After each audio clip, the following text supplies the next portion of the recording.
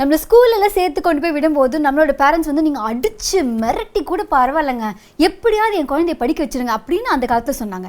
இப்போ அதே 90s கிட்ஸ்லாம் வந்து வளர்ந்து எரும மாடு மாதிரி ஆகி நம்ம ஒரு பேரண்ட்டாக ஆகிற இந்த காலத்தில் குழந்தைங்கள திட்டக்கூடாது, அடிக்கக்கூடாது, அவங்ககிட்ட இப்படி தான் பேசணும் அப்படி தான் பேசணும்னு சொல்லி ஏகப்பட்ட விதிமுறைகள்லாம் இருக்குது. இதுதான் வந்து பேரண்டிங் அப்படின்னு சொல்கிறாங்க. ஸோ 90s கிட்ஸாக நம்ம வந்து வளர்ந்த விதம் பக்காவாக வித்தியாசமாக இருந்திருக்கலாம், எப்படி வேணாலும் அவங்க வளர்த்திருக்கலாம். பட் அதெல்லாம் தாண்டி இப்போ நம்ம ஒரு அடல்ட்ஹுட்டில் வந்ததுக்கு அப்புறமா குழந்தைங்களை அணுகிறதுக்கு நிறைய முறைகள் இருக்குது. இதில் ஒரு சில விஷயங்கள் நம்ம படிக்கும்போது நம்ம பேரண்ட்ஸ் என்ன தப்பு பண்ணாங்க, நம்ம ஒரு பேரண்ட்டாக எப்படி அதே வந்து ஃபாலோ பண்ணிக்கிட்டு இருக்கோம் அப்படிங்கிறது தெரியுது. ஏன்னா ஹிஸ்ட்ரி ரிப்பீட்ஸ் அப்படிங்கிற மாதிரி நம்ம பேரண்ட்ஸ் நமக்கு எப்படி வந்து பனிஷ்மெண்ட் கொடுத்தாங்களோ, இல்லை நம்மளை மிரட்டினாங்களோ, திட்டினாங்களோ, 1008 நோ சொன்னாங்களோ, அதே விஷயத்த நம்மளும் ரிப்பீட் பண்ணிக்கிட்டு இருக்கோம். அப்படின்னா சின்ன வயசில் நம்ம என்ஜாய் பண்ணாத அந்த விஷயத்த மறுபடியும் நம்ம குழந்தைங்களுக்கு கொடுக்கணுமா? அப்படி நம்ம குழந்தைங்களை வளர்க்கணும் அப்படின்னா எப்படி வளர்க்குறது?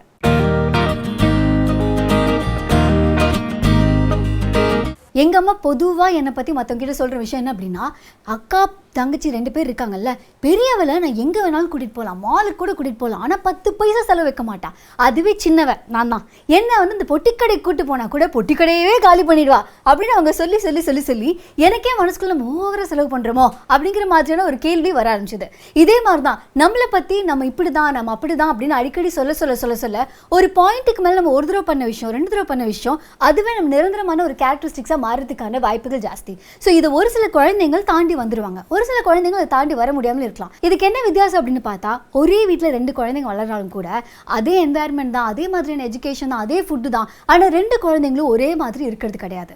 அதே மாதிரி தான் ஒரு சில பேரோட வீட்டில் வந்து பயங்கரமாக திட்டிருப்பாங்க, மிரட்டிருப்பாங்க, அடிச்சிருப்பாங்க, ஆனால் அந்த குழந்தைங்க மென்டலி அதனால அஃபெக்ட் ஆகாமல் வெளியில் வரதுக்கான வாய்ப்புகள் ஜாஸ்தி. ஆனால் இன்னொரு பக்கம் இந்த மாதிரி குட்டி குட்டியான விஷயங்கள் கூட பயங்கரமாக பாதிக்கப்படுற குழந்தைங்களையும் நம்ம பார்க்குறோம். ஸோ இந்த பேரண்டிங் அப்படிங்கிறது ஒரு பெரிய கலை.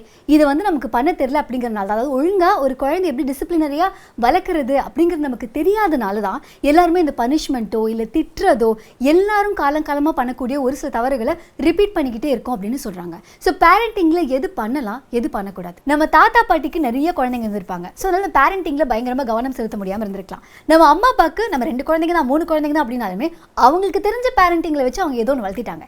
இப்போ இருக்கிற பேரண்ட்ஸான நம்ம நிறைய விஷயங்களை வந்து கற்றுக்குறோம், இந்த உலகத்தை அதிகமாக பார்க்குறோம். அப்படிங்கும்போது நம்ம எப்படி இந்த வருங்கால குழந்தைங்களை வளர்க்குறது அப்படிங்கிறதுக்கான விடை தான் இந்த புக்கில் இருக்குது. How to talk so that your kids will listen and how to listen so that your kids will talk அப்படிங்கிற இந்த புக்கை வந்து 2 பேர் சேர்ந்து எழுதியிருக்காங்க. ஐயோ அவங்க பேர் எங்கங்க, புக் எங்கே இருக்குது? இங்கே இருக்குது. ஆடல்ஃப் ஃபெபர் அண்ட் எலைன் மேஸ்லிஷ் அப்படிங்கிற இவங்க 2 பேரும் வந்து இந்த புக்கை எழுதியிருக்காங்க. ஸோ இந்த புக்கில் வந்து முதல்ல நான் சொல்லக்கூடிய விஷயம் என்னென்னா, இந்த புக்கு வந்து ரொம்ப எக்ஸாம்பிள்ஸோட, நிறைய கார்ட்டூனோட, ஒரு சுச்சுவேஷனில் நம்ம ஜென்ரலாக குழந்தைங்கிட்ட எப்படி பேசுவோம், இதுக்கு பதிலாக நீங்கள் எப்படி பேசினா நல்லாயிருக்கும் அப்படிங்கிற மாதிரி தான் நிறைய எக்ஸாம்பிள்ஸ் இருக்குது. ஸோ பார்க்க கொஞ்சம் லைட்டாக குண்டு புக் மாதிரி இருந்தாலும் நிறையா வந்து டாக்டிக்ஸ்லாம் அதில் கொடுத்துருந்தாலுமே அதை ஈஸியாக ஃபாலோ பண்ணுறதுக்கு வந்து நிறைய ஆக்டிவிட்டீஸ் இருக்குது. முன்னாடியே சொன்ன மாதிரியான கார்ட்டூன் இருக்குது. ஸோ இவங்க சொல்லக்கூடிய முதல் விஷயம் என்ன அப்படின்னு பார்த்தா ஃபீலிங்ஸ். அதாவது நம்ம குழந்தை வந்து நம்மக்கிட்ட சொல்லணும், இந்த மாதிரி டயர்டாக இருக்குமா அப்படின்னு, இந்த வயசில் என்ன டயர்டாக இருக்கிறது அப்படின்னு நம்ம கேட்போம். இல்லை வந்து ஏதோ ஒன்று முடியல அப்படின்னா அது எப்படி ஒன்றால் முடியாமல் போகும் அப்படிங்கிற மாதிரி. ஆனால் இவங்க என்ன சொல்கிறாங்கன்னா, முதல்ல ஒரு குழந்தை வந்து உங்ககிட்ட ஒரு விஷயம் சொல்லுது அப்படின்னா, டயர்டாக இருக்குது அப்படின்னா அந்த ஃபீலிங்கை நீங்கள் முதல்ல அக்னாலேஜ் பண்ணுங்கள். நீ டயர்டாக இருக்கக்கூடாது, இந்த வயசில் அப்படி இருக்கிறதுக்கான வாய்ப்பு கிடையாது, உனக்கு இந்த வயசில் முட்டி வலிக்கக்கூடாது, உனக்கு இந்த வயசில் வந்து படிக்கிறதுக்கு இன்ட்ரெஸ்ட் இல்லாமல் இருக்கக்கூடாது அப்படின்னு சொல்லி அவங்க ஃபீலிங்ஸை வந்து டினை பண்ணாதீங்க அப்படின்னு சொல்கிறாங்க. ஸோ ஒரு குழந்தைய நீங்கள் புரிஞ்சுக்கணும், அவங்க நீங்கள் சொல்கிறத வந்து கேட்கணும் அப்படின்னா முதல்ல அவங்களோட ஃபீலிங்ஸை நீங்கள் ரெஸ்பெக்ட் பண்ணணும் அப்படிங்கிறது அவங்க சொல்லக்கூடிய முதல் விஷயம். ஸோ ஒரு குழந்தைங்க கிட்ட ஒரு பிரச்சனை அப்படின்னு வருதுன்னு வச்சுக்கோங்களேன். ஃபார் எக்ஸாம்பிள் ரப்பரை காணோம் அப்படின்னு வருதுன்னா முதல்ல நீங்கள் அவங்க கிட்ட பண்ணக்கூடிய விஷயம் பொறுமையாக அவங்க என்ன சொல்கிறாங்க அப்படிங்கிறது கேட்குறது. அவங்க சொல்லக்கூடிய விஷயத்த ஃபுல்லாக சும்மாரா உன்ன இது ரப்பரை காணோம், பென்சிலை காணோம், நோ, முதல்ல உட்காந்து என்ன சொல்லு அப்படின்னு கேட்டோம்னா அவங்க முதல்ல இந்த மாதிரி என் ரப்பரை காணோம் அப்படின்னு அவங்க சொன்னதுக்கு அப்புறமா நெக்ஸ்ட் ஸ்டெப்பாக என்ன பண்ணோம், எடுத்தோடனே அதுக்கு ஒரு சொல்யூஷன் கொடுக்காம அவங்க சொல்ல வர விஷயத்த அப்படின்னு சொல்லி கொட்டி கொஞ்சம் கேளுங்க. நீங்கள் வெறும் கொட்டும் போதே அவங்க இன்னும் நிறைய சொல்லணும்னு நினைப்பாங்க. அப்படி அவங்களே நிறைய ஓப்பன் அப் பண்ணதுக்கு அப்புறமா அவங்க என்ன ஃபீல் பண்ணுறாங்க அப்படிங்கிற அந்த ஃபீலிங்க்கு ஒரு பேர் கொடுங்க. ஒரு ரப்பரை காணோம் அப்படின்னா உனக்கு ஒரு பயம் இருக்கும், இல்லை வந்து நீ வந்து ஃபீல் பண்ண பேடாக ஃபீல் பண்ணுற, உனக்கு பிடிச்ச ரப்பர் அது இல்லைன்னா மனசுக்கு கஷ்டமாக தான் இருக்கும். ஸோ இந்த மாதிரி ஃபீலிங்ஸ் வந்து ஒரு குழந்தைக்கு வர்றது நார்மல் தான் அப்படிங்கிறத முதல்ல அவங்களுக்கு நம்ம புரிய வைக்கணும். ரப்பர் காணோங்கிறதுக்கெலாம் யாரும் டென்ஷன் ஆவாங்களா அப்படி நீங்கள் கேட்கக்கூடாது. ஏன்னா நமக்கு ரப்பர் அவங்களுக்கு உங்களுக்கு ரப்பர் அப்படிங்கிறதுனால ஆமாம் ரப்பர் காணாமல் போச்சுன்னா கொஞ்சம் கஷ்டமாக தான் இருக்கும் அப்படின்னு நீங்கள் வந்து சொல்லணும். இந்த நேரத்தில் உங்களுக்கு ரப்பர் வாங்கி கொடுக்கவோ இல்லை வந்து உடனே தேடி கண்டுபிடிக்கவோ உங்களுக்கு டைம் இல்லை அப்படின்னா பரவாயில்ல. அதுக்கு இவங்க என்ன சொல்கிறாங்கன்னா, அந்த இடத்துல ஒருவேளை நான் மட்டும் சூப்பர் மேனாக இருந்து வச்சுக்கோங்க, எங்கே இருந்தாலும் ரப்பர் நான் தேடி கண்டுபிடிச்சிருப்பேன் அப்படின்னு உங்கள் குழந்தையோட மொழியில் அது ஒரு ஃபேண்டசி வேர்ல்டில் அதோட விஷயம் வந்து கிராண்ட் பண்ணுற மாதிரி சொல்லுங்கள். ஸோ அதில் அந்த குழந்தையும் வந்து ஓகே இதுக்கு வந்து ஆமாம்ல நீ மட்டும் சூப்பர் மேனாக இருந்தேன்னா, நீ அப்படி இருந்தேன்னா இப்படி இருந்தேன்னு சொல்லி அந்த குழந்தையும் கொஞ்சம் இறங்கி வரும். ஸோ ஒன்று யாராக இருந்தாலுமே நமக்கே அப்படி தானே, எனக்கு ஒரு கஷ்டமாக இருக்குது, இந்த மாதிரி தலை வலிக்குது அப்படின்னா கண்ணமுடி உட்காருக்கு தூங்கு இந்த மாதிரிலாம் வந்து நம்ம சுற்றி யாரோ ஒருத்தவங்க சொன்னாலும் கூட அது எல்லாத்தையும் தாண்டி எனக்கு நீங்கள் சொல்யூஷன் கொடுக்கணும் அவசியம் இல்லை. நான் தலை வலிக்குதுன்னு சொல்லும்போது நீங்கள் பக்கத்தில் உட்காந்து கேட்டிங்கனாலே ஐம் ஃபீலிங் ஸோ குட் அப்படின்னு தானே இருக்கும். நிறைய நேரத்தில் நமக்கு இந்த ஃபிலாசபி தேவைப்படாது. நம்ம லைஃப்பில் நம்ம ரொம்ப கஷ்டத்தில் இருக்கோம் அப்படிங்கும்போது ஃபிலாசபியோ இல்லை ஒரு அட்வைஸோ இல்லை உடனே ஒரு சொல்யூஷனோ இது எல்லாத்தையுமே தாண்டி நம்ம கூட யாரோ ஒருத்தக்க உட்காந்து கரெக்டு நீ இப்போ ஃபீல் பண்ணுறல கஷ்டமாக தான் இருக்கும், உன் நிலைமை எனக்கு புரியுது, இந்த ஃபீலிங் கொஞ்சம் கஷ்டம் தான் அப்படின்னு சொன்னாலே நமக்கு ரொம்ப எவ்வளோ ஆறுதலாக இருக்கும். அதே மாதிரி தான் குழந்தைங்களுக்கும் அப்படின்னு சொல்கிறாங்க. இன்னொன்று குழந்தைங்களுக்கு இந்த மாதிரி ஆங்கர் அந்த மாதிரி நெகட்டிவ் எமோஷன்ஸ் இருக்குது அப்படிங்கும்போது முக்கியமாக கோவம்லாம் வருது அப்படின்னா அந்த கோவத்தை வெண்ட் அவுட் பண்ணுறதுக்கு வேறு ஏதாவது வடிகால் கொடுக்க முடியுமா அப்படின்னு பார்க்க சொல்கிறாங்க.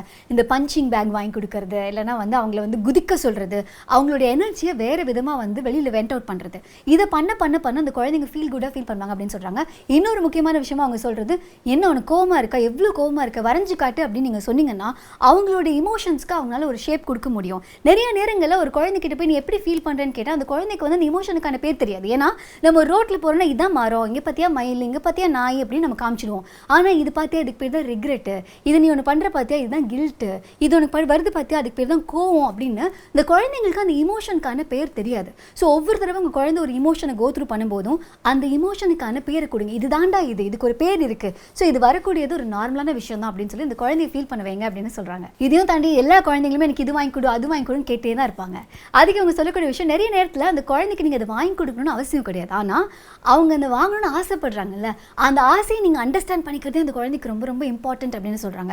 ஸோ வந்து கூப்பிட்டுங்க பாருங்க, வா உனக்கு என்னெல்லாம் வாங்கணும் சொல்லு பார்ப்போம், உன்னோட விஷ் லிஸ்ட்டை போடுவோம், எனக்கும் இந்த மாதிரி வாழ்க்கையில் நிறைய வாங்கணும் ஆசை இருக்குது, வா எழுதலாம் அப்படின்னு சொல்லி எழுதினோன்னா அந்த குழந்தைக்கு எப்படி ஃபீல் ஆகுமோ, நம்ம வாங்கி கொடுக்குறோமோ இல்லையோ, ஆனால் எனக்கு இது தேவைங்கிறது உங்களுக்கு இவ்வளோ இம்பார்ட்டண்ட்டாக படுது, எங்கள் அம்மாக்கோ எங்கள் அப்பாக்கோ என்னோட தேவைகள் ரொம்ப முக்கியம் அப்படின்னு அந்த குழந்தைங்களுக்கு வந்து ஒரு ஒரு அக்னாலஜ்மெண்ட் இருந்தாலே அந்த குழந்தைங்க வந்து ஃபீல் குட்டாக ஃபீல் பண்ணுவாங்க அப்படின்னு சொல்கிறாங்க. ஏன்னா அந்த குழந்தைங்கிட்ட நீங்களும் உங்களோட ஃபீலிங்ஸை ஷேர் பண்ணலாம். நிறைய நேரத்தில் நம்ம பர்ஃபெக்டான ஒரு அம்மாவோ இல்லை பர்ஃபெக்டான அப்பாவோ இருக்குன்னு நினைக்கும் போது தான் அந்த குழந்தைங்களுக்கு அதை வந்து இவங்களுக்கு நம்ம ஒரு மாடலாக இருக்குன்னு நினைக்கிறோம், அது நமக்கு எவ்வளோ ப்ரெஷரோ அதே மாதிரி அந்த குழந்தைங்களுக்கான ப்ரெஷரும் கூட. ஸோ உங்களுக்கு ஏதோ ஒரு நெகட்டிவ் ஃபீலிங் இருந்ததுன்னா அதையுமே உங்கள் குழந்தைகிட்ட சொல்லுங்கள். எனக்கு ஆஃபீஸில் இப்படி இருந்ததுனால அம்மா கோவமாக இருக்கேன், அம்மாவுக்கு ரொம்ப டயர்டாக இருக்குது, அம்மாவுக்கு எதுவுமே பிடிக்கவே இல்லை, அந்த மாதிரியான அந்த நெகட்டிவ் ஃபீலிங்ஸை கூட நீங்கள் குழந்தைகிட்ட ஷேர் பண்ணும்போது இந்த மாதிரி ஃபீலிங் வந்தால் இப்படி தான் எக்ஸ்பிரஸ் பண்ணணும்.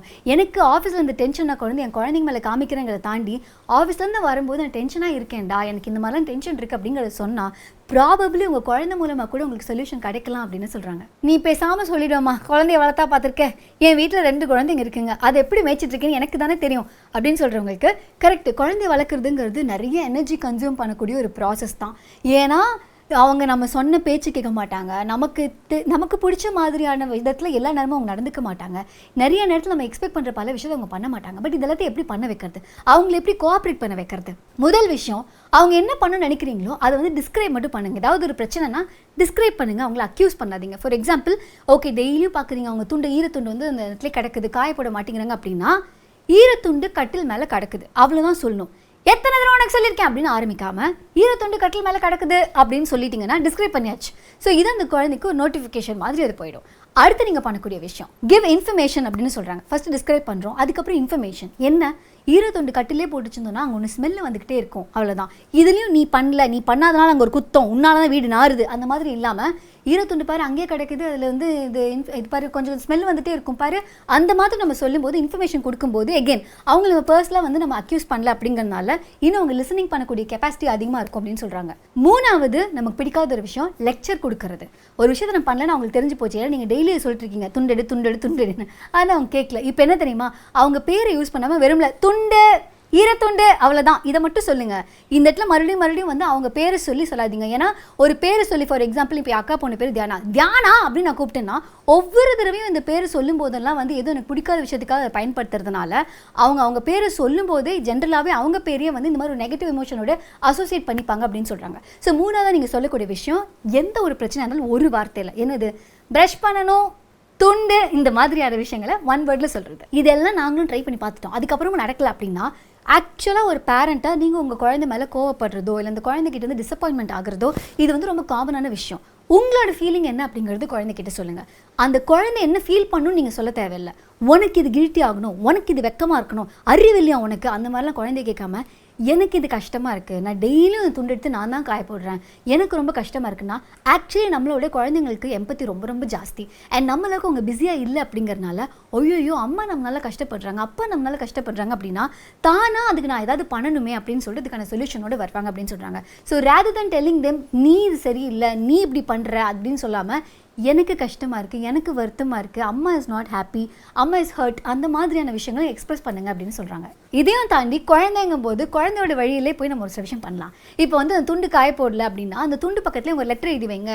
நான் தான் ஈரட்டவள், என்னை வெளில கொண்டு போய் போட்டேன்னா ஜாலியாக இருப்பேன், நான் தான் ஈரட்டவள், எனக்கு சூரியனை பார்க்கணும் போல் ஆசையாக இருக்குது, இந்த மாதிரிலாம் வந்து அவங்களோட குவர்க்கி வேஸில் வந்து நீங்கள் சொன்னீங்க அப்படின்னா அவங்க அதுக்காக ரியாக்ட் பண்ணி டக்குன்னு பண்ணுறதுக்கான வாய்ப்புகள் இருக்குது. ஏன்னா நம்ம எப்போவுமே வந்து பயங்கர லாஜிக்கலாக ஒரு விஷயத்தை ஏன் பண்ணணும் அப்படின்னு சொல்லுவோம். ஆனால் குழந்தைங்களுக்கு இதில் இன்ட்ரெஸ்ட் இருக்கணும்னு எந்த ஒரு அவசியமே கிடையாது. ஸோ குழந்தைங்களோட மொழியில் போய் நீங்கள் சொல்லும்போது அவங்க அக்செப்ட் பண்ணிக்கிறதுக்கான சான்சஸ் தான் ஹை.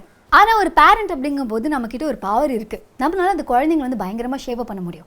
பட் நிறைய நேரங்களில் நமக்கு டைம் இல்லை அப்படிங்கிறனாலையும், ஏன்னா ஒரு வேலையை ஒரு குழந்தை செய்கிறதுக்கு கொஞ்சம் டைம் எடுக்கும், அதுவே நம்ம எடுத்து பண்ணுறதுக்கு கொஞ்சம் டைம் தான் எடுக்கும். அவங்கள திட்டிட்டு டக்கு நம்ம அதை எடுத்து பண்ணி முடிச்சுட்டு போயிடுவோம். ஸோ இதனால் அந்த குழந்தையும் அதை எப்படி பண்ணணும்னு கற்றுக்க போகிறது இல்லை, நமக்கு இந்த ப்ராப்ளத்துக்கான சொல்யூஷனும் கிடைக்க போகிறது இல்லை.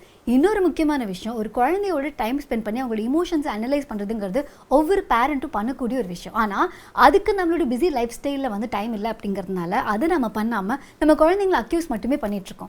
இவங்க என்ன சொல்கிறாங்கன்னா, உங்கள் குழந்தையோட நீங்கள் டைம் ஸ்பெண்ட் பண்ணக்கூடிய ஒரு முக்கியமான விஷயம் இருக்குது அப்படின்னு சொல்கிறாங்க. நம்ம பவரை மிஸ்யூஸ் பண்ணாமல் அது ப்ராப்பராக யூஸ் பண்ணுறதுக்கு ஒரு சில ஆப்ஷன்ஸ் இருக்குது. எப்போவுமே உங்கள் குழந்தை ஏதாவது ஒன்று கேட்கும்போது உடனே நோ சொல்கிறீங்களா? என்னைக்காவது ஒரு நாள் இல்லை ஒரு நாளைக்கு ஒரு 2-3 தடவையாவது இந்த இடத்துல நான் நோ சொல்லாமல் அந்த குழந்தை இது பண்ணி பார்த்தா தான் என்ன எஸ் சொல்லி பார்க்கட்டுமே. இப்போ விளையாட போகிறது உங்களுக்கு பிடிக்கல, ஆனால் இப்போ விளையாட போகிறதுனால ஒன்றும் உலகம் அழிய போகிறது இல்லை அப்படின்னா எஸ் சொல்லி தான் பாருங்களேன் அப்படின்னு சொல்கிறாங்க. இன்னொன்று, நான் சொல்கிறேன் இப்போ இது நடக்கணும் அப்படிங்கிற மாதிரி இல்லாமல், நீ குளிக்கணும், இப்போ குளிக்கிறியா இல்லை இந்த ஒரே ஒரு கேம் முடிச்சுட்டு வந்து குளிக்கிறியா, இப்போ குளிக்கிறியா இல்லை அம்மா போய் இந்த வேலையை முடிச்சுட்டு வந்ததுக்கப்புறம் குளிக்கிறியா அப்படின்னு அவங்களுக்கு ஒரு சாய்ஸ் கொடுங்க. டாய்ஸ் எடுத்து வைக்கிறத இப்படி தான் எடுத்து வைக்கணும், நான் சொல்கிறேன் பாரு இந்த ப்ளூ பேக்லாம் போடணும், இது அங்கே தான் போடணும் அப்படிங்கிற மாதிரி இல்லாமல், இப்போ இந்த டாய்ஸ்லாம் எடுத்து வைக்கணும், இது எப்படி எடுத்து வைக்கலாம், கலர் வாரியாக வந்து எடுத்து வைக்க போறியா இல்லை வந்து அதோட ஐட்டம் திங்ஸ் வாரியாக வந்து எடுத்து வைக்க போறியா, எப்படி இதை எடுத்து வைக்க போகிற அப்படிங்கிற மாதிரி உங்களுக்கு சாய்ஸ் கொடுக்கும்போது அவங்களுக்கு ஒரு திங்கிங் கெப்பாசிட்டி நீங்கள் கொடுக்கும்போது நீங்கள் சொல்கிறத அவங்க செய்யணும், நீங்கள் சொல்கிற டைத்தில் செய்யணும் அப்படிங்கிற மாதிரி இல்லாமல் அவங்களுக்கு சாய்ஸஸ் இருந்தால் அவங்க பெட்டராக கோஆப்ரேட் பண்ணுவாங்க அப்படின்னு சொல்கிறாங்க. இதையும் தாண்டி நம்ம லைஃப்பில் நம்ம யாரை ஆகணும் அப்படின்னு டிசைட் பண்ணுறதுக்கு நம்மளை சுற்றி நம்ம உலகத்தில் நிறைய பேர் நம்மளை எப்படி டிஃபைன் பண்ணலாம், ஆனால் நம்மளை எப்படி டிஃபைன் பண்ணுறோம் அப்படிங்கிறது ரொம்ப முக்கியம். ஸோ நான் யாருங்கிறது என்னோட ஆட்டிடியூட் டுவர்ட்ஸ் மை செல்ஃப் வந்து ரொம்ப ரொம்ப இம்பார்ட்டன்ட். அப்படிங்கும்போது ஒரு குழந்தைக்கு சின்ன வயசுலேருந்து அவங்கள பற்றி நீங்கள் என்ன சொல்லி வளர்க்குறீங்க அப்படிங்கிறது ரொம்ப ரொம்ப முக்கியம். அதனால ஒரு குழந்தையோட செல்ஃப் சாட்டிஸ்ஃபேக்ஷன், செல்ஃப் ரெஸ்பெக்ட், இல்லை அவங்கள பற்றின ஒரு ஐடென்டிட்டி, அவங்கள பற்றின புரிதல் நல்லா உருவாகிறதுக்கு ஒரு பேரண்ட்டாக நம்ம ஹெல்ப் பண்ண வேண்டியது ரொம்ப முக்கியம். இதில் நம்ம எல்லாருமே தப்பாக பண்ணக்கூடிய ஒரு விஷயம் என்ன அப்படின்னா, நம்ம குழந்தை யாருங்கிறது நம்மளே வந்து மைண்டில் ஒன்று வச்சுப்போம். அவன் வந்து பயங்கர சோம்பேறி, இவன் பயங்கர ஆக்டிவ், அவன் செம்ம செலவு பண்ணுவான், இவன் பயங்கர ஸ்மார்ட்டு, இந்த மாதிரி நம்மளாம் வந்து அவங்களோட ரோல்ஸ்குள்ளே காசு பண்ணிடுவோம். இது நெகட்டிவாக இருந்தாலும் சரி பாசிட்டிவாக இருந்தாலும் சரி ரெண்டுமே வந்து குழந்தைங்க மேலே ஒரு ப்ரெஷர் தான். ஏன்னா குழந்தை அப்படிங்கிறது ஒரே மாதிரி அவங்க இருக்க போகிறதே இல்லை, எல்லா நாளும் அவங்க மாறிக்கிட்டே இருக்க போகிறாங்க, லைஃப்பில் இன்னும் நிறைய விஷயங்கள் பார்க்க போகிறாங்க. அவங்களுக்கு ஒரு ஐடென்டிட்டியை வச்சு நீங்கள் அவங்களை வந்து என்க்ளோஸ் பண்ணி வைக்கிறீங்க அப்படின்னா அது அவங்களுக்கு பயங்கரமான ப்ரெஷர். இந்த புக்லேயே ஒரு இடத்துல சொல்லியிருப்பாங்க, நான் வந்து என் குழந்தை சொல்லிட்டு இருப்பேன், இவ பயங்கர ஸ்வீட்டு, இவ பயங்கர ஸ்மார்ட்டு அப்படின்னு நான் சொல்லிக்கிட்டே இருப்பேன், நான் நினச்சி நான் ஹெல்ப் பண்ணுறேன்னு சொல்லிட்டு. ஆனால் நான் ஸ்வீட்டுன்னு சொல்கிறதுனாலே என் குழந்தை ஸ்வீட்டாக இருக்கிறதுக்கு நிறைய எஃபர்ட் போட வேண்டியதாக இருந்துச்சு, அதுவும் தத்து குழந்தை வேறு. ஸோ எங்கள் அம்மாவுக்கு வந்து நான் ஸ்வீட்டுங்கிறனால இப்படி பண்ணால் ஹர்ட் ஆகிடுவாங்களோ அப்படி பண்ணால் ஹர்ட் ஆகிடுவாங்களோன்னு சொல்லிட்டு தன்னோட இமோஷன்ஸை மாஸ்க் பண்ணி அவங்க எனக்காக ஸ்வீட்டாக இருந்தாங்க. ஸோ அதனால எந்த ஒரு குழந்தைக்குமே ஒரு ஒரு ஒரு லேபிளை கொடுக்காதீங்க அப்படின்னு சொல்கிறாங்க. உங்கள் குழந்தை காதில் விழுற மாதிரி அடிக்கடி அவங்கள பற்றி பாசிட்டிவான விஷயங்கள் சொல்லுங்கள். உங்கள் குழந்தை நிறைய விஷயத்தை தப்பு பண்ண தான் செய்யலாம், ஏன்னா அவங்க அப்படி தான் கற்றுக்க போகிறாங்க. ஆனால் அவங்க பண்ணக்கூடிய நல்ல விஷயத்த அடிக்கடி பாயிண்ட் அவுட் பண்ணுங்கள். இங்கே பார்த்தியா, தாத்தா பாட்டி வரும்போது இருக்கும்போது நீ எப்படி பார்த்துக்கிட்ட, அதுக்கு பேர் தான் ஹாஸ்பிட்டாலிட்டி, நீ செம்மையாக பண்ணுற, அந்த மாதிரி நம்ம சொல்லும்போது இதுக்கு பேர் ஹாஸ்பிட்டாலிட்டி. நீ இன்னைக்கு 10 மணிக்கு எழுந்துக்கிறேன்னு சொன்னால் 10 மணிக்கு எழுந்திரிச்சிட்டியே, பங்க்சுவாலிட்டி, இதுதான் செம்மையான விஷயம், நீ என்னோட வேர்ட்ஸை வந்து நீ கீப் அப் பண்ணிக்கிற. இந்த மாதிரி அவங்களோட பாசிட்டிவ் ஆட்ரிபியூட்ஸ் அப்போ சொல்லிக்கிட்டே இருங்க. அது நமக்கு தேவைப்படுதோ இல்லையோ, ஒரு குழந்தைக்கு வந்து ரொம்ப முக்கியம். நீ ஃபர்ஸ்ட் ரேங்க் எடுத்தேன்னா நீ கேட்டு பொம்மை வாங்கி தரேன், நீ இது மட்டும் பண்ணுறேன்னு நீ சாக்லேட் வாங்கி தரேன் அப்படிங்கிற மாதிரி அவங்க பண்ணுற எனக்காவது ஒரு நாள் பண்ணக்கூடிய ஒரு விஷயத்துக்கு ஒரு ரிவார்டாக கொடுக்காம அவங்க ஒரு நல்ல விஷயம் பண்ணும்போது அவங்களோட கேரக்டரை நீங்கள் வந்து புகழ்ந்துன்னு கூட சொல்ல முடியாது, அவங்களுக்கு காம்ப்ளிமெண்ட் பண்ணுற மாதிரி நீங்கள் பேசுகிறீங்க அப்படின்னா அது அவங்களுக்கு லைஃப் லாங்காக வந்து அவங்க மேலே இருக்க செல்ஃப் ரெஸ்பெக்டிவ், அவங்கள பற்றின ஒரு புரிதலையும் பெட்டராக இருக்கும். ஓ மை காட், நான் இது நல்லா பண்ணுறேன்ல அப்படின்னு. ஏன்னா எனக்கு வந்து சின்ன வயசில் நான் சொன்ன மாதிரி எங்கள் அம்மாவோ இல்லை என் பாட்டியோ வந்து நான் வந்து வீடு நீட்டாக வச்சுக்க மாட்டேன், இல்லை அதிகமாக செலவு பண்ணுறேன், அந்த மாதிரி சொன்ன விஷயங்கள் பெரிய வயசு வரைக்குமே நான் அதை ஞாபகத்தில் வச்சுட்டே இருந்திருக்கேன். அதே மாதிரியே என்னோட அப்பா வந்து சொன்னாங்க, ஒரு தடவை நீ ஏன் சந்தோஷத்துக்காக நீ கூட கஷ்டப்பட்டு ஐயோ அப்பா அதை சந்தோஷப்படுவாங்களே நீ ஒன்று பண்ண அப்படின்னு. அப்போ இருந்து எனக்கு என்ன தோணுதுன்னா, ஓ அப்படியா, நான் அப்படிப்பட்ட ஒரு பொண்ணா, இன்னொருத்தவங்களோட சந்தோஷம் எனக்கு அவ்வளோ இம்பார்ட்டண்ட்டா, அதுக்காக நான் அவ்வளோ தூரம் பண்ணுவேனா அப்படிங்கிற மாதிரி என்னை பற்றின ஒரு அண்டர்ஸ்டாண்டிங்கை எங்கள் அம்மா என் பாட்டி எங்கள் அப்பா சொன்ன விஷயத்தை வச்சு நான் இன்ன வரைக்கும் புரிஞ்சிட்ருக்கேன். அப்படின்னா நீங்கள் உங்கள் குழந்தைய பற்றி சொல்கிற விஷயம் மட்டும் இல்லை, நினைக்கிற விஷயம் கூட உங்கள் குழந்தையோட கேரக்டரோட டெவலப்மெண்ட்டில் பயங்கரமான ஒரு எஃபெக்ட் கொடுக்க போகுது. அப்படின்னா உங்கள் குழந்தை எந்த மாதிரியான பர்சன் வரணும் அப்படிங்கிறது உங்கள் மைண்டில் ஆரம்பிக்கிறக்கூடிய ஒரு விஷயமா இருக்கணும். உங்கள் குழந்தை எப்படி ஒரு குழந்தைய வளரப்போகுது அப்படிங்கிறதுக்கு உங்கள் மைண்டில் ஆரம்பிக்கிற இந்த குட்டி தாட் கூட ஒரு இம்பார்ட்டண்டான ரோல் ப்ளே பண்ணும். இதையும் தாண்டி குழந்தைங்களை வந்து எப்படி புகழலாம், ஓவராக புகழ்றதும் வந்து உடம்புக்கு ஆகாது, எப்படி அவங்க கிட்ட ஒரு சில விஷயத்துக்கு நோ சொல்கிறது, இன்னும் பல கேள்விகளுக்கு வந்து இந்த புக்கில் ஆன்சர் இருக்குது. அது நம்ம இன்னொரு வீடியோவில் பார்க்கலாம். பட் இப்போ நான் சொன்ன இந்த விஷயங்கள்லாம் இருக்குல்ல, இது எல்லாத்துக்கும் வந்து நிறைய ஆக்டிவிட்டீஸ் இருக்குது, நிறைய கார்ட்டூன் போட்டு இங்கே பாருங்கள், பொதுவாக நம்ம இப்படி தான் குறை சொல்லுவோம், இந்த குறையை நீங்கள் இப்படி சொல்லாமல் இப்படி சொல்லி பாருங்கள் அப்படிங்கிற மாதிரியான நிறைய இந்த கார்ட்டூன் விஷயங்கள்லாம் வந்து இந்த புக்கில் இருக்குது. ஸோ இது வந்து எல்லா பேரண்ட்ஸ்க்கும் யூஸ்ஃபுல்லாக இருக்கும் அப்படின்னு நான் நினைக்கிறேன். குழந்தைங்கிட்ட கொடுத்துறாங்க, ஏன்னா உங்களுக்கு படிக்க சொல்லி ஃபோர்ஸ் பண்ணுவாங்க, என்ன மட்டும் சொன்னால் 8 மணிக்கு ஹோம்ஒர்க் முடியுது, அப்போ இந்த புக்கு முடி அப்படின்னு சொல்லி வந்து உங்களே மிரட்டுவாங்க. ஸோ இந்த புக்கு நீங்கள் வாங்கி படிக்கணும் அப்படின்னு ஆசைப்பட்டீங்கன்னா இதுக்கான லிங்க் கீழே இருக்குது. பேர் ரொம்ப பெருசாக இருக்குது, how to talk so kids will listen and how to listen so the kids will டாக்கா. கரெக்ட் தானே? சூப்பர். ஸோ இதுதான் வந்து இந்த புக்கோட நேமு. ஸோ இந்த புக் வேணும் அப்படின்னா கீழே வந்து கிளிக் பண்ணி இந்த புக் நீங்கள் வாங்கி படிச்சிக்கலாம். இதே மாதிரியே நிறைய பேரண்டிங் சம்மந்தமாக வந்து புக்ஸ் இருக்குது. அதில் ஒரு புக்காக தான் நான் இதை எடுத்தேன். இன்னும் வந்து பல புக்ஸை வந்து ஃபியூச்சரில் ரிவ்யூ பண்ணலாம். பட் இப்போதைக்கு இந்த புக் வந்து பயங்கரமான சப்போர்ட்டாக இருந்தது.